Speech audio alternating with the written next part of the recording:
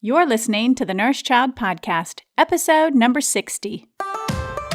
Welcome to the Nourish Child Podcast, a show about childhood nutrition, feeding kids, and dealing with the ups and downs of growing a healthy child. Here's your host, registered dietitian and childhood nutrition expert, Jill Castle.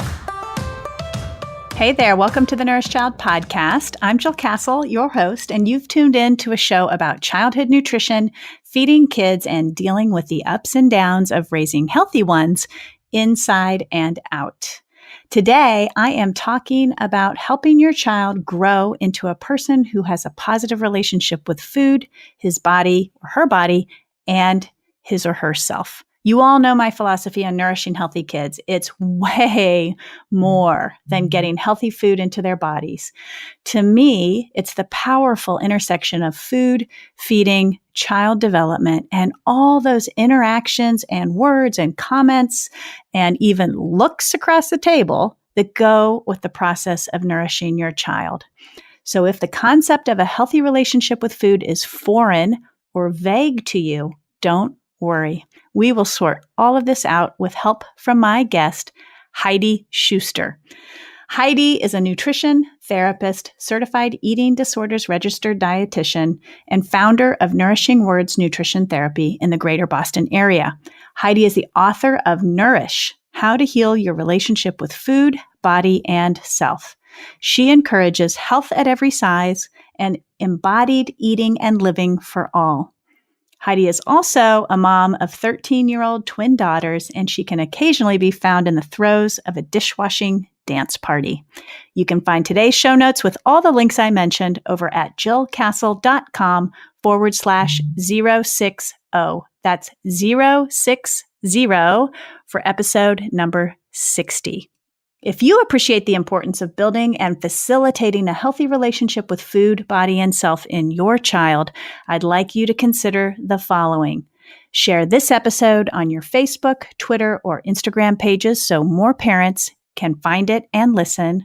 And subscribe to the show in Apple Podcasts or whatever app you use to listen to this podcast. This pulls the Nourish Child up in rankings and makes it way easier for other parents, teachers, healthcare providers, and others to find the show.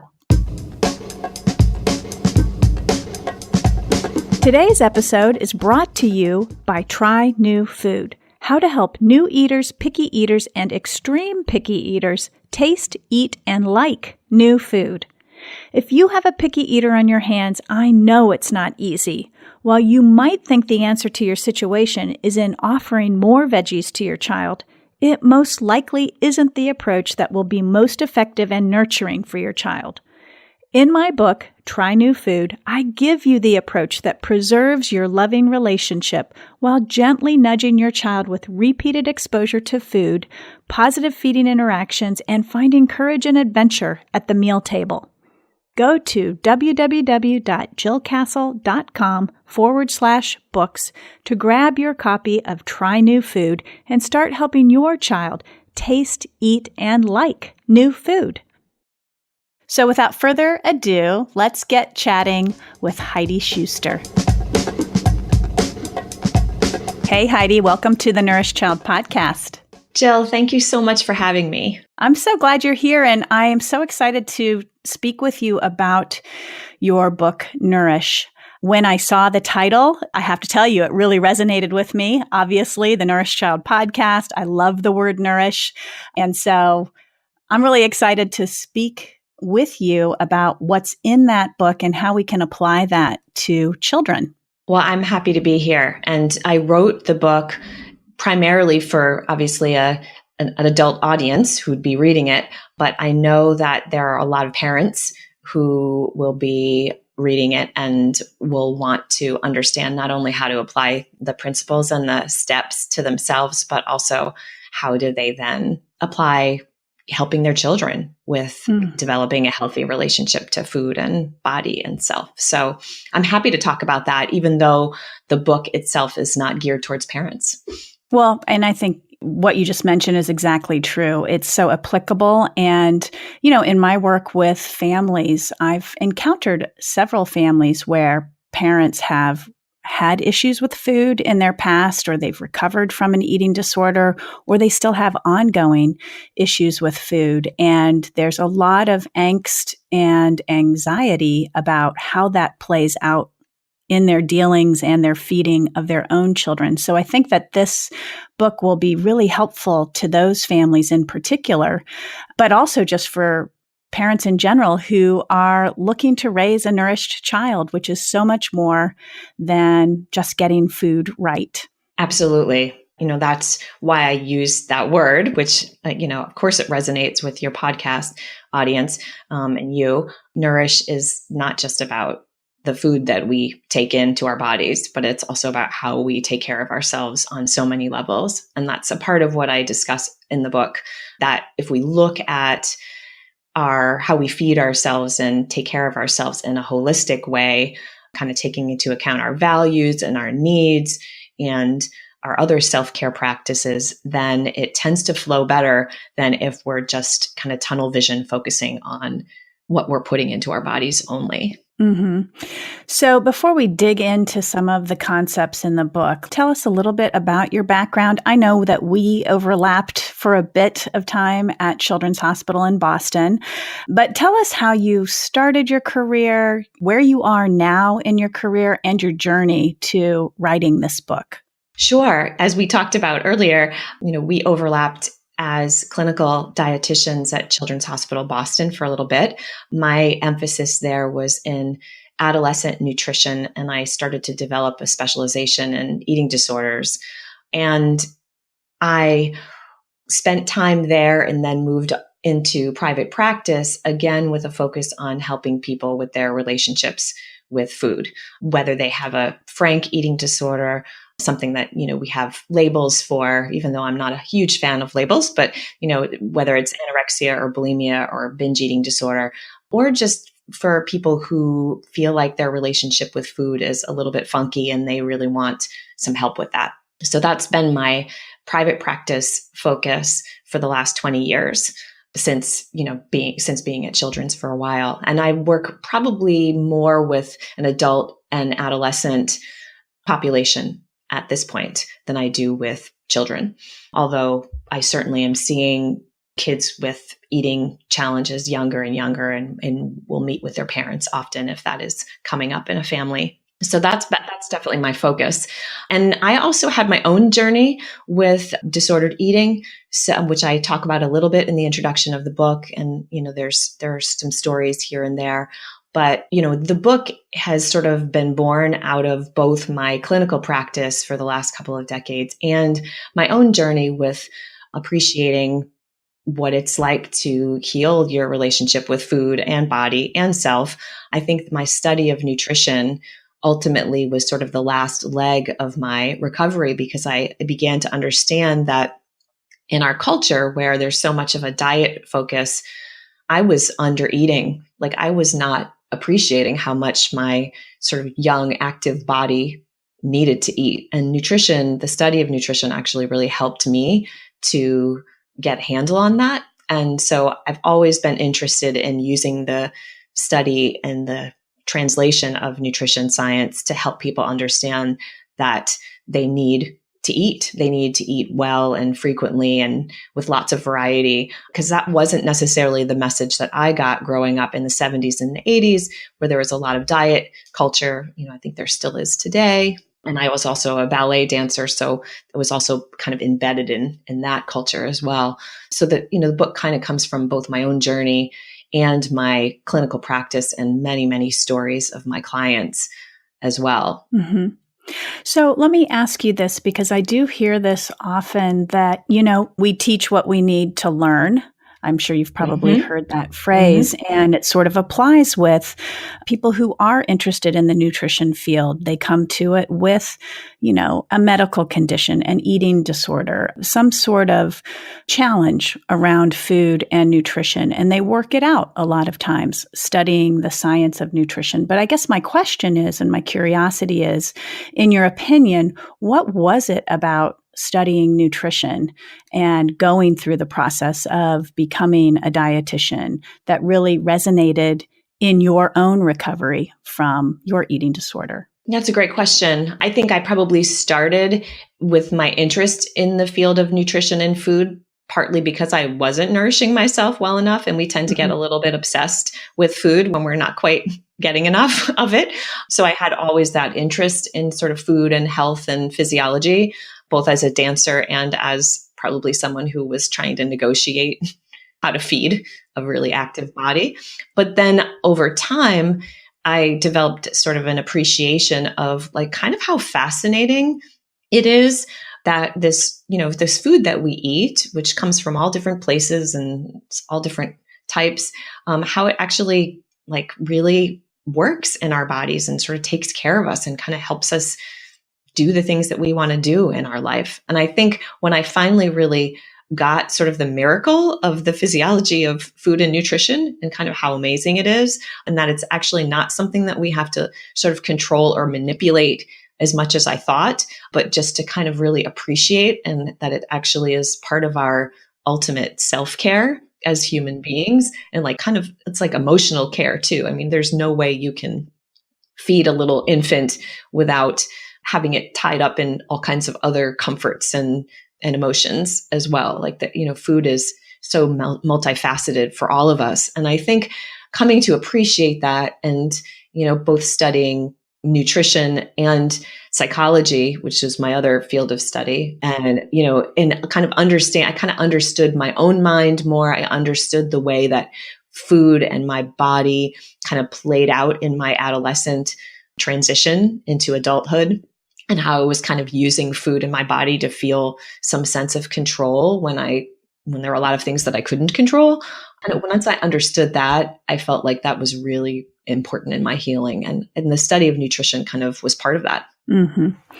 So, as a book author myself, there's this why. There's always this drive behind writing a book. For Fearless Feeding, that I co-authored with Marianne Jacobson, my why was, there's really not a good, wholesome resource out there. And it came out in 2013. But at the time, there wasn't a complete sort of nutrition guide from infancy through adolescence to cover, the food introduction phases in nutrition, the feeding aspect, the child development aspect. That my why was to get something out there that really took the fear away from feeding children and really gave parents a comprehensive resource in nutrition and feeding for them to navigate all those different ages and stages of child development as it relates to nutrition. So my question for you is, what was your why behind writing Nourish? That's a great question. And before I even get into that, I just want to say, Jill, what a great resource, like what a gift to families that is. Because I do think it's really tricky to navigate those stages of feeding when we don't really get a manual about it, right, as a new parent. Yeah, totally. Well, my why was mainly because over the course of my practice, so many people would ask me, like, Heidi, could you recommend a good basic book about nutrition? And I couldn't, often in good conscience, do that because so many sort of basic health and nutrition books are kind of like diet books in disguise. There's a lot of sort of diet language in it. And there's a lot of, particularly for someone, for example, who might be recovering from an eating disorder or have trouble in their relationship with food, there might be a lot of sort of triggering content. So I always felt stumped by that question. So that's sort of what I set out to do, was to try to create a basic book on nutrition that really any adult can read. I've been really happy to hear so many people tell me that the book is easy to read, because that was sort of my, hope, was that it's very accessible and not textbooky and kind of friendly and illustrates lots of examples and stories in a way that's easy to read. But, I wanted to create something that was basic, but not going to encourage disordered eating. And at this stage in my career, the different types of things that sort of trigger more disordered eating. And I really wanted to eliminate anything that would have any diet mentality in it, any kind of weight stigma encouragement. So I really worked on that piece of it. And, here came Nourish. Yeah, no, it's great. And it is very easy to read. And I can really appreciate that because I had the same goal with both of my books too. I wanted, consumers to be able to consume it quickly, get it, and have some entertainment factor in it. And a lot of times you're right, these nutrition books they're a little bit more cerebral and there's not all those real life stories and relatable analogies that people can really understand and start to apply. Mm-hmm. Yep, absolutely. So in the book, Heidi, you discuss the relationship with food, body, and self. And I'd like you to sort of explain that a little bit more in detail for the listeners so that they really understand what you're talking about. Because I think we do, and I know myself too, I throw the term around, relationship with food, relationship to food. And I think for the average parent, this might be a little lost on them. So help us understand exactly what you're meaning by that. Yeah, that's a great question. I mean, I think I use this for like phraseology all the time. So pardon me if I'm dancing around and not so clear, but it's such a great question because you're right, it's not a term that's necessarily in the mainstream, this idea that we have a relationship to food and we have a relationship to our body. But I really believe that we do. I think the feeding relationship starts from day one, actually, when we are little infants and we sort of cry out for nourishment. And, obviously, if our caregivers are attuned, then we believe that the world is somehow safe because we're getting fed and predictable. And so the relationship develops, of course, over time throughout infancy and childhood and into adulthood. And in general, it can be a pretty balanced, healthy, nourishing relationship where food is both a pleasure and it's sustenance and, it's got lots of wonderful qualities to it. But I think in our culture where we put so much sort of morality into what we choose to eat or not eat these days, it can be confusing. Like our relationship with food can get kind of confusing and can get, in some cases disordered, if you want to use that terminology. But, I like to sometimes just say funky. We may sometimes eat when we're not hungry. And I think all of us do that. But I think when we do that repeatedly, it's sometimes worth examining, well, why are we eating when we're not hungry? Why are we eating past comfortable fullness frequently? Why are we under eating frequently and forgetting to eat? So the relationship that we have with food in our life kind of takes on, there's other pieces to it. In other words, there might be some emotional pieces. There might be some challenges around how we take care of ourselves in general, and that translates to food. But in any case, our culture, our home culture, the diet culture that's out there, our popular culture can all affect our relationships with food.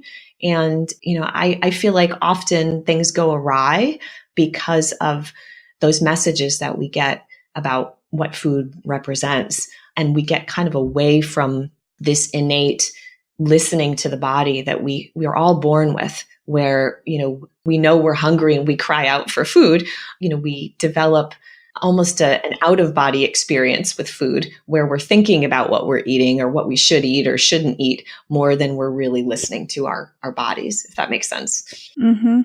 It's funny because food is almost, the root of pleasure and sustenance and nourishment, but it also can be the root of disorderedness and a poor or negative relationship with food. And I think what I'm hearing you say is that it's so important to make sure that we actually give some thinking and some thought to that developing relationship with food, particularly in children, because that day in and day out feeding, what you're choosing, how you're monitoring your child, those interactions, what you say, the comments, all of that stuff gets so tightly wound up in that developing relationship with food and can extend to the body and the relationship with self, right? Correct. Right. Because obviously how we feel about our bodies is something that develops over time too. And it develops in the context of a family. It develops in the context of a society that maybe puts a value on certain body types over others. So yeah, like our relationship with our bodies is often tied into this relationship with food as well. And kind of how we take care of ourselves and take care of our bodies develops over time, with imitation, with watching others, with reading things about how we should or shouldn't take care of ourselves. And then there's this innate wisdom that I think we really all have within us that kind of knows how to take good care of us if we really listen. But we often get away from that because there's so many forces sort of telling us how to do that. Mm-hmm. Yeah, I'm thinking back on my own children who I remember when they were young toddlers and preschoolers, and even in early grade school, just parading around the house naked, all taking baths together. I was fortunate, I think, because I did have a background in nutrition and in feeding. And so our meals were not struggle free all the time, but for the most part, pretty happy, pretty positive, and not really a lot of battles. But I think for all families, they come to these sensitive milestones or sensitive time periods in raising children where things start to change. Your children aren't running around, naked anymore, and they're not loving their bodies like they used to when they were little. They might not be enjoying coming to the table and sitting with the family for a meal. And so, when we're parenting, for the parents that are out there, when we're parenting, what do they need to know about some of these milestones or sensitive ages where that relationship with food or body or self can be vulnerable? Yeah, well, I so appreciate everything that you just said, having a couple of young teenagers right now, and kind of watching them go through those stages. And yeah, they don't. And they're 13, right? Yeah, I have two girls who are 13, and I love that they're pretty comfortable in themselves and their bodies right now. And I'm like, oh, hold on to that, please. Mm-hmm. Because it's not a kind world that we live in, particularly, I think, to girls around bodies. But yeah, my daughters, same thing. I remember those days when they used to like dance around on the porch naked, and it's like it kind of carefree and just like really like kind of loving their bodies. And I think over time, like I would say somewhere around 8 or 9, and it's different for different kids depending on their development, but there just becomes more of an awareness of the body and of their body being maybe different than other kids' bodies, or their parents' bodies, for example. And it kind of increases throughout the sort of preteen and then into the adolescent years, this like kind of comparing and contrasting. And I have twin girls who are they're fraternal, and they're super different girls in so many ways, including their bodies are different. And so they've always had that kind of a safe like kind of comparison where they could kind of talk about it more openly. And obviously they have a mom who wants to talk about this too. But I think that I remember having these conversations in the back of, with a bunch of girls in the back of my car where they're all like pointing to their tummies and saying, my tummy's fat. And then of course, I'm initially jumping in there and saying, well, that's because you guys are all about to, go through puberty, and that's pretty normal for you to have a soft, round tummy. That's like part of being a young woman, developing into a young woman. And you kind of need that layer there so that you can go through these next steps that you're about to go to. And of course, my girls will roll their eyes, but I think it's important to give these messages to not just girls, but, all genders, that all different bodies are acceptable and okay and normal, and that where your body is at right now is just fine. I think when we start kind of identifying that there's a problem in our body that needs to be fixed, that there's something wrong with it. And unfortunately, our culture will point to that and sort of say, well, if you're too round there, then that's wrong. I think that's where a lot of the, the body image problems kind of start. And kids really have to work against those forces, which is so sad to me. Mm-hmm. Me too. Let's shift a little bit because I want to explore this whole idea of a parent's relationship with food and the one that is developing in their child. And what sort of linkages are we looking at between that parent and the child when it comes to, a parent having a good relationship with their own body, their own, way of eating, their self. And if they don't, what can that look like in terms of raising their child? That's a great question. I think that it's so important to know, and if you're a parent, you may already know this, that your children are watching you eat. and they're watching you all of how you negotiate the world of food and how you negotiate your body, your relationship with your body, and so much more, of course. But we're focusing here on food and the body. So I really encourage parents to not be talking in a conscious way with your kids about dieting or doing anything to manipulate your body in any way. Once they get older, you can't really hide it at all. But I would say that if you're doing some kind of dieting of any sort, to really keep that out of their consciousness as much as possible. I think that if you're a chaotic eater, for example, as a parent who kind of goes back and forth between restricting and overeating compulsively, I think your child will be learning how to regulate, eating and appetite while watching you.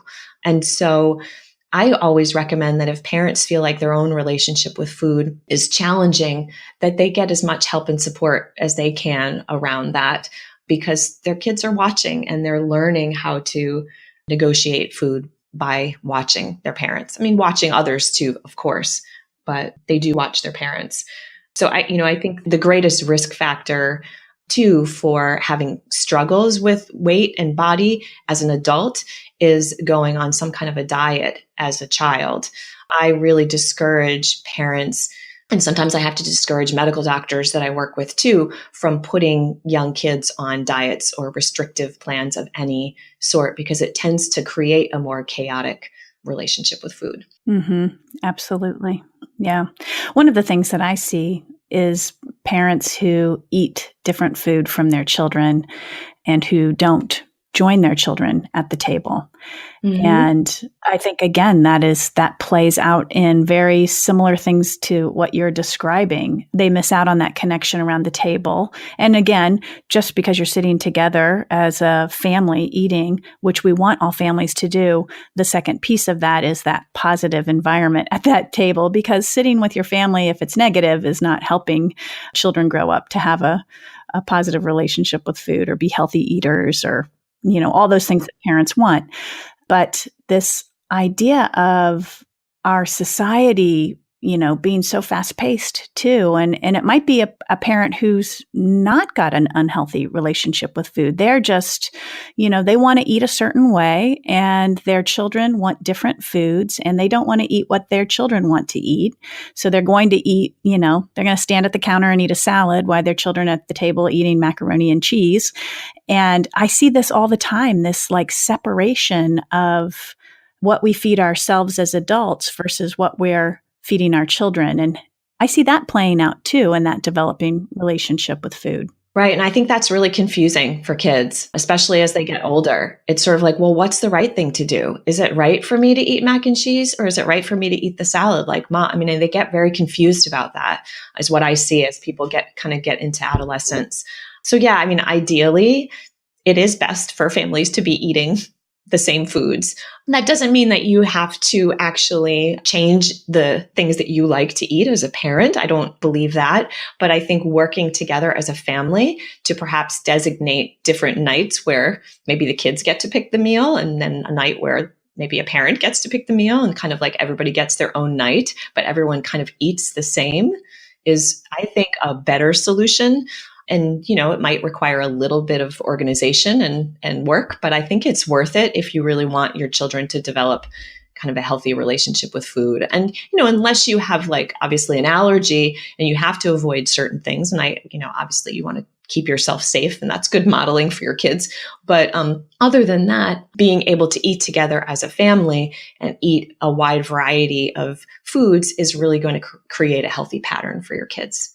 Mm-hmm. So to piggyback on that, what are the most typical or common practices, thoughts, or ideas that you see parents using or having that might contribute to a negative relationship with food and their children? Well, I think when a parent is doing some kind of a restrictive diet of some sort, I think that can be challenging for a young person who's growing and actually needs a lot of calories to grow, and then sees their parents maybe eating restrictively.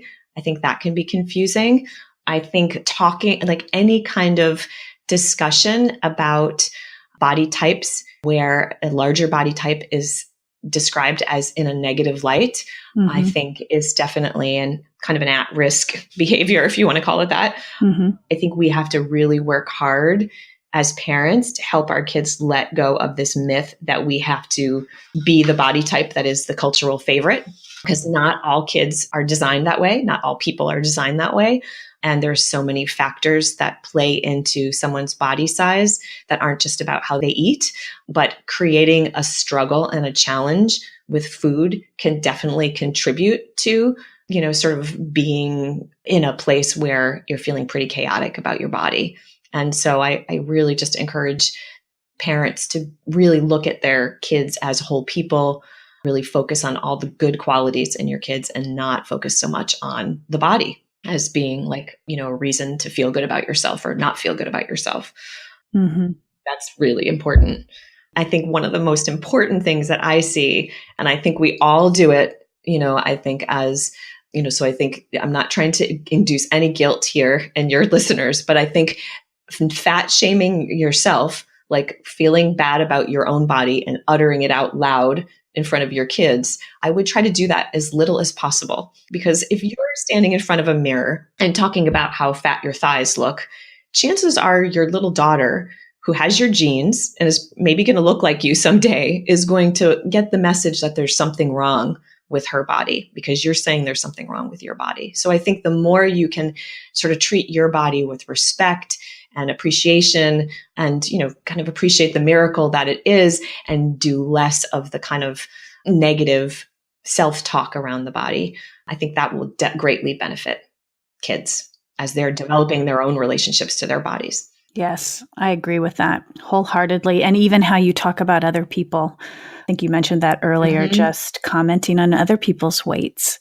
or body shape, or even a child's eating performance. I think that can be erosive also to their relationship with food. If you're at the dinner table and you're just harping on your child constantly about them making poor choices or not eating enough or never always being picky or never, seeming to perform with their eating the level that you want, I think that can be divisive and erode at that relationship with food too. Would you agree? I totally agree. I love Ellen Satter's work, and she talks about division of responsibility around the feeding relationship among parents and kids. And she talks about how your responsibility as a parent is to provide, balanced variety of food and offer it, have good food that this is connected to your values and what you want to serve in your house around.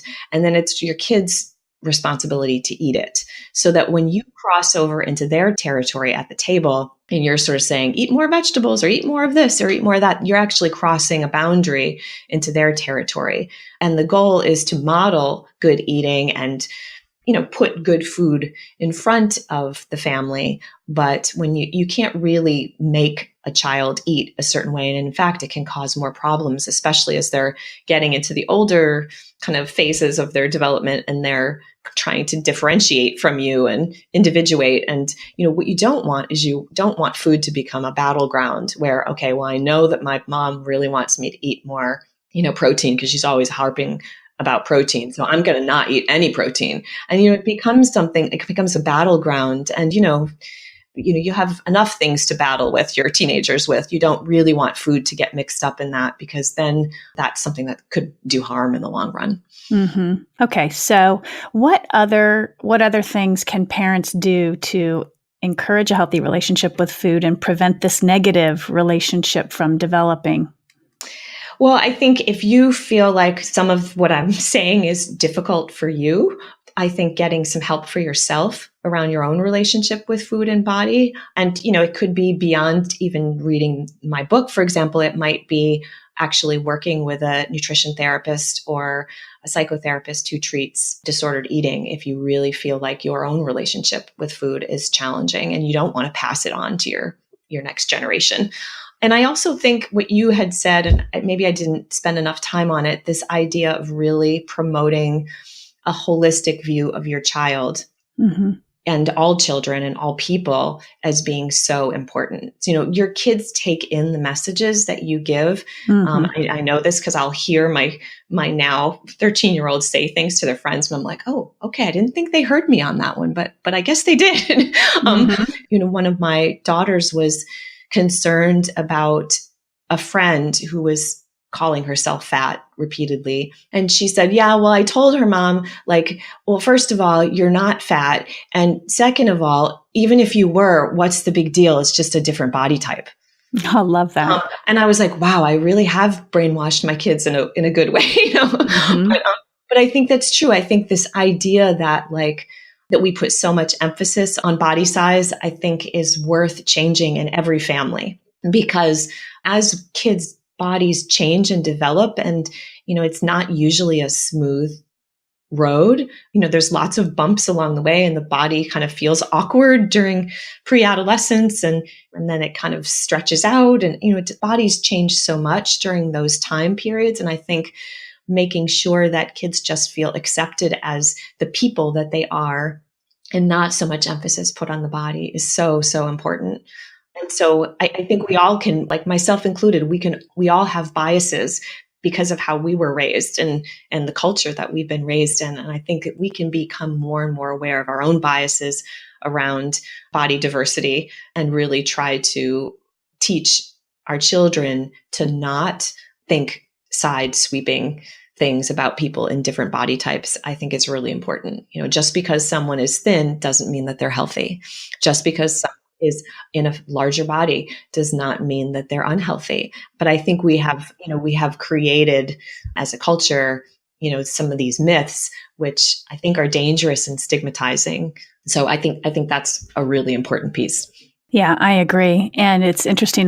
My brain is thinking about, culturally, and I'm no expert on cultural movement or anything like that. But, I think way back when there's always been this ideal, person, this ideal American, ideal human being, whether it be, tall or short, different skin colors, body shapes and sizes, different ethnicities. There's always been this idea that we have to be a certain way. And I think what I'm loving seeing is that this movement has been happening for years and years and years, this accepting of diversity, and it's moved across cultures and across different, I guess, genres. And I'm probably not even using the right words when I'm trying to describe what I'm thinking, but I love the fact that we are now addressing body shape and size and including that in this entire movement that is so broad and covers so many different things that I just feel like it's about time, and as a parent who is conscious of these things, it is our responsibility as a parent to teach our children to accept diversity in all walks of life. And I love seeing this message be inclusive of bodies on a broader scope. Me too. It's been so overdue in my mind. I mean, basically, because I've been doing this work for so long, and I think I finally have, I've always had kind of a health at every size way of practicing from the beginning, because that, I sort of was heavily influenced by some of the early writers in this area. But now I think I can actually put that out there, and people know what that means and are actually seeking out providers who are not going to stigmatize them for their weight, for their body size. And yeah, I'm just so grateful that we are understanding that making people feel bad about their bodies does not encourage change. Mm-mm. We will not take better care of our bodies and have better health outcomes if we feel bad about ourselves and if we loathe the bodies that we're in the moment. So we have to really accept our bodies first and then do the work to change any habits that we don't like. Exactly. Shame is not a motivator. It's definitely not a motivator for children. And I've always, even before Health at Every Size was really mainstream, and I consider it to be fairly mainstream now, just intuitively putting a child on a diet, just the intuitive nature of what that looks like and how that plays out down the road, that never sat well with me. I personally, feel that food is just a small slice of what we need to be doing to raise nourished children, and helping parents understand what that looks like is a big challenge because, we are kind of swimming upstream when it comes to what's popular out there and the celebrities that are sort of mainlining so many of these messages that can be so damaging to children as they grow and develop. Absolutely. Yeah. And I can say that most of my clients who struggle with compulsive eating and who have struggled with kind of a chaotic relationship with food for most of their lives can often trace that back to the first diet that they were put on by either a parent or a doctor, or that they sort of struggled with their bodies ever since. Because, the research tells us that, 95% of people who go on any kind of weight loss diet will gain that weight back, often plus more. And, it's a $60 billion industry, based on the fact that it doesn't work. And so you'll come back for another product or another book or another plan of some sort. And so what happens is it just sort of creates this cycle of distrust in the body. And so, that's partly my antidote, in my book, is sort of like really working on learning body trust again, so that you can connect to your own body's wisdom about what feels good, what doesn't feel good, what's actually right for you, not what the, health guru of the day says you should eat, or the celebrity, like you said, says you should eat, but like what actually feels good when you eat it and what doesn't feel so good. We've often gotten so disconnected when we're in that chaotic place with food, like so disconnected from our bodies that we're not even really sure what feels right. Mm-hmm. So if you had to wrap up, and this has been you've just given so many nice, juicy nuggets for parents to be thinking about. And I hope for myself, as the host of this show, my hope is that people will actually start to think about the relationship that they're developing in their child with food, with their body, with themselves, and actually be very conscientious about that, but not frozen in fear, but thoughtful about it in their daily actions. So if you had to sort of summarize when it comes to establishing a healthy relationship with food and children, what do you most want parents to know? I think and this is, I think, how I kind of finished an article that's on my blog about how to create healthy, relationships with food and body and self for young people that we're raising. But, I think creating a climate of love and support and acceptance at home will go a very, very long way. I think, unfortunately, we can't do anything about the cultural and other influences that are out there on our children. They're just there, and they're really there because they're on the internet and everybody has access to the internet all the time. But we can be a really positive, nurturing force in the mix of all that. So I think we can, instead of getting really disheartened by all the stuff that's out there, I think we can just really work hard to be a nurturing, nourishing force in the mix of that, and really encourage our kids to appreciate their whole selves. Wonderful. I think a lot of parents are going to want to track you down, Heidi, and find your book. How can they connect with you? Well, my website is www.anourishingword.com. Definitely a common thread between you and I here. Yes.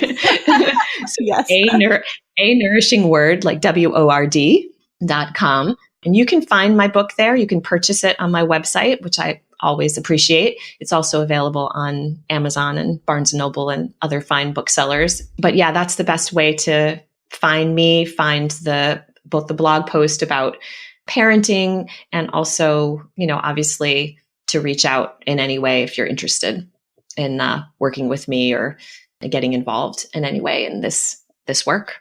Wonderful. I'll be sure to include the link to that article, as well as all your other, your website link and the book link in the show notes.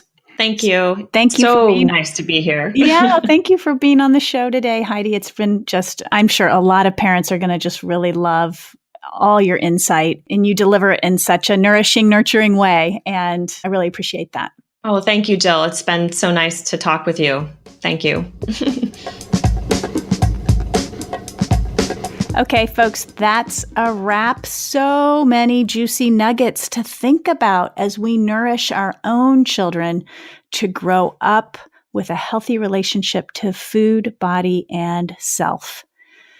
If there's anything that I want you to walk away from this episode with, it's that I would like you and I challenge you to think about how your actions, your comments, the way that you are interacting around the topics of food and eating, think about how those are influencing your child's developing relationship with food. I think this needs to be part of our mental framework when we are thinking about nourishing our children. So I know I'm pushing you to think a little bit more broadly. I know that I have been pushing you in this podcast to think beyond food, to think about feeding. And now I want you to take it a step further. I want you to think about how you're influencing your child's developing relationship with food, their body, and their self. Thank you for listening today. I'm Jill Castle, and the purpose of this podcast is to help you nourish your child, no matter how old or young, or big or small. You can find the show notes today over at www.jillcastle.com/060. And P.S., I would love for you to join my Facebook page, The Nourished Child, subscribe to my Monday morning newsletter, and subscribe to this show so you get a notification every time I release a new one. So wherever you are today, I hope that you will find the child in your life, big or small, and give him or her a loving squeeze today. Bye for now. Thanks for listening to the Nourish Child podcast, where the #1 goal is to help you grow a nourished child inside and out.